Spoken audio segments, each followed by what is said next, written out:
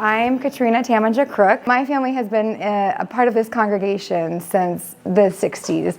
And my father joined the church when he married my mother and served as a couple terms as council president, as did my grandfather.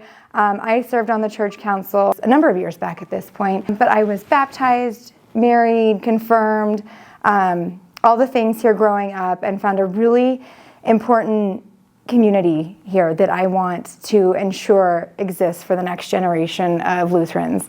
And that includes my 3 daughters who I am raising here. So why use a consultant? Information, inspiration, invitation, and implementation are the 4 reasons why we would and decided to pursue working with a formal consultant to help us in this process. How do we pay for the pre-campaign study? We had a generous member of the congregation who paid for the pre-campaign study and covered the costs of that. So that is not coming out of any operating dollars from the church or any part of the budget. Why did we pick GSB? They have a local presence. Paul Marsh, he is a GSB partner and he lives here in Denver. He was actually the only person of the firms we interviewed who was able to come in person. They offered a very clear process with their pre-campaign study and then their capital campaign.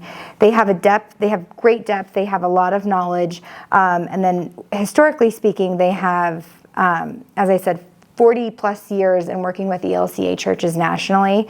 They have a 2-member team who's been assigned to our project. Their approach, as I said, very much rooted in the ELCA process.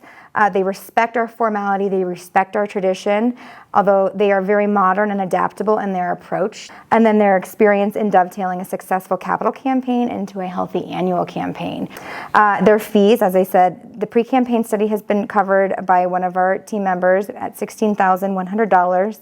And then the capital campaign itself, it will be $42,200. Next steps now with the pre-campaign study. They're going to do interviews with 20 households. And then the survey is similar to the interview, but it's a little more broad stroke. It's really to gauge where our congregation is, how ready we are to participate in a campaign of this magnitude and this scope. And then the final report will be delivered to council at the June 19th meeting. And the report will include a campaign plan with goals and strategies on how best to inform, inspire, and ask, and a comprehensive communication and marketing plan. Augustana to me is a very sacred space. In addition to it being where I was married and where my babies were baptized, I have grandparents buried in the memorial garden. I have 3 grandparents actually buried in the memorial garden and a cousin.